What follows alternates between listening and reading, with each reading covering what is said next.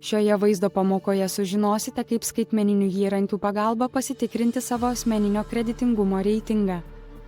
Šio įgūdžio dėka jūs gebėsite: pirma, suprasti, kokie veiksniai įtakoja jūsų asmeninio kreditingumo reitingą.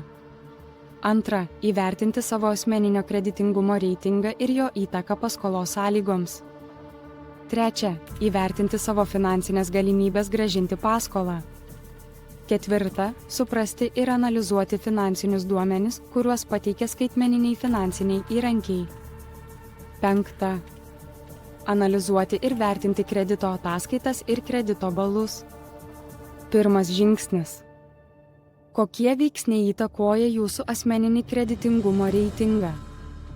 Kreditingumas tai rodiklis apibūdinantis jūsų galimybės grąžinti skolas. Kaip įsivertinti savo kreditingumą?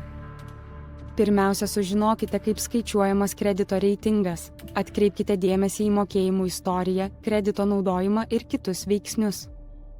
Laiku apmokėtos sąskaitos gerina jūsų kredito istoriją, o praleisti mokėjimai gali sumažinti kredito balą.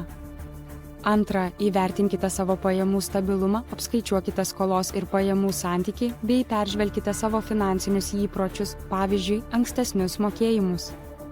Pavyzdžiui, jei jūsų mėnesinės pajamos yra 2000 eurų, o skolos 500 eurų, jūsų SPS sudaro 25%. Atminkite, kuo mažesnis SPS, tuo geriau. Įvertinkite savo ankstesnius finansinius įpročius. Ar esate praleidę mokėjimus arba dažnai viršijote kredito limitą? Išmokite geriau tvarkyti savo finansus. Trečia, naudokite skaitmeninius įrankius, pavyzdžiui, kredito stebėjimo ar biudžeto valdymo programėlės, kad galėtumėte stebėti savo kredito balą ir patogiau tvarkyti finansus. Antras žingsnis. Kaip įvertinti savo kreditingumą ir ką jis lemia? Kreditingumas yra rodiklis, kuris parodo, ar jums galima skolinti pinigų ir kokios paskolos sąlygos jums gali būti taikomos. Norėdami patikrinti savo kreditingumą, pirmiausia peržiūrėkite savo kredito ataskaitą, įsitikinkite, kad joje nėra klaidų. Atminkite, kad kredito ataskaitą galite gauti internetu nemokamai. Jūsų kreditingumo reitingas apima informaciją apie kreditinės korteles, paskolas ir mokėjimų reguliarumą. Kreditoriai jie remiasi spręsdami, ar galima jumis pasitikėti kaip skolininku. Kredito balas parodo, kaip mokėjimų istorija ir kredito naudojimas gali paveikti jūsų galimybės gauti paskolą. Svarbu žinoti, kad kreditingumas gali nulemti palūkanų dydį. Pavyzdžiui, aukštas kredito balas jums gali padėti gauti paskolą, kurios metinė palūkanų norma bus ne 12%, bet 5%. Be to, nuo jūsų kreditingumo reitingo gali priklausyti, ar gausite paskolą. Kuo žemesnis kreditingumo reitingas, tuo didesnė rizika, kad paskolos negausite arba gausite mažiau, negu tikėjotės. Geras kredito reitingas leidžia skolintis palankesnėmis sąlygomis, su mažesnėmis įmokomis ar ilgesniu grąžinimo terminu. Pavyzdžiui, 2 asmenys kreipėsi į banką dėl automobilio paskolos. Vieno asmens kredito balas 750, kito 600. Pirmasis mokės 250 eurų palūkanas per mėnesį, o antrasis 400 eurų, nes jo kredito balas yra žemesnis. Norėdami apskaičiuoti skolos ir pajamų santykį, padalinkite mėnesinę skolos įmoką iš bendrų mėnesinių pajamų ir padauginkite ją iš 100. Stenkitės, kad SPS neviršytų 36%. Svarbu įvertinti palūkanų normas ir grąžinimo terminus, tai padės skolintis atsakingai. Svarbu sumažinti skolas ir ilgainiui pagerinti savo kredito reitingą, tai užtikrins didesnį finansinį stabilumą. Trečias žingsnis. Kaip įsivertinti savo finansinės galimybės grąžinti paskolą? Norėdami įsivertinti, ar galite grąžinti paskolą, pirmiausia apskaičiuokite, kiek savo pajamų galite skirti paskolai ir įsitikinkite, ar pakanka lėšų kitoms savo ar šeimos išlaidoms. Pirmiausia apskaičiuokite, kiek pinigų per mėnesį gaunate iš visų šaltinių, darbo, verslo ar valstybės paramos. Tai padės suprasti, kiek lėšų turite būtinoms išlaidoms ir paskolai. Tuomet susirašykite visas nuolatinės mėnesinės išlaidas, nuomą, maistą, transportą, komunalinius mokesčius ir paskolų įmokas. Tai parodys, kiek pajamų jau yra paskirstyta ir kiek lieka. Kuo daugiau likusių lėšų, tuo lengviau susidorosite su paskolos įmokomis. Taip pat įvertinkite savo finansinius įpročius, ar mokėjote laiku, ar praleidote mokėjimus, tai gali turėti įtakos jūsų galimybėms grąžinti paskolą.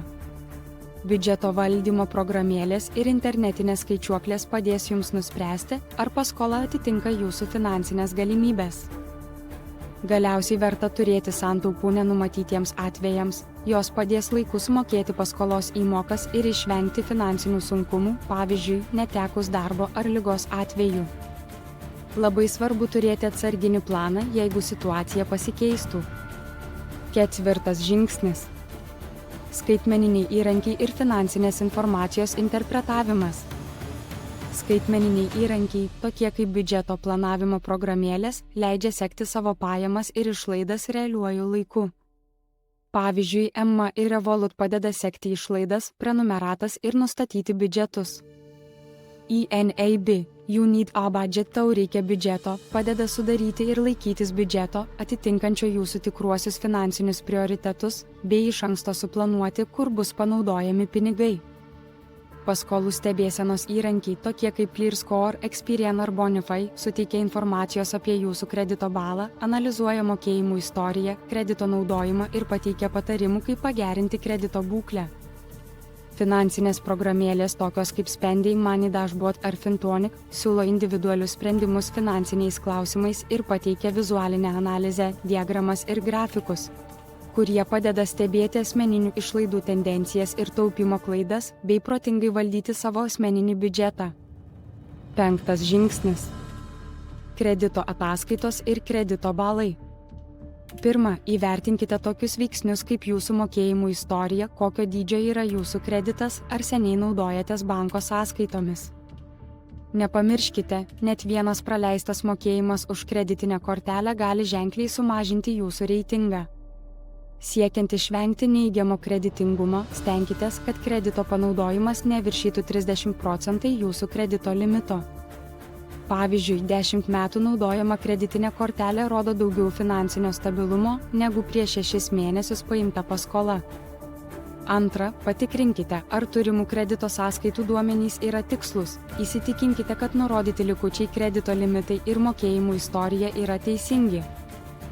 Taip pat atkreipkite dėmesį į neigiamus įrašus, tokius kaip praleisti mokėjimai, įsipareigojimų nevykdymas ar bankrotai. Galiausiai pasitarkite su savo kreditoriumi arba sudarykite grąžinimo planą, kad pagerintumėte savo kredito reitingą. Siekdami kuo greičiau ištaisyti klaidingą informaciją, užpildykite internetinę skundo pateikimo formą. Atsakingai ir su pasitikėjimu žvelkite į savo finansinę ateitį. Priimkite išmintingus finansinius sprendimus.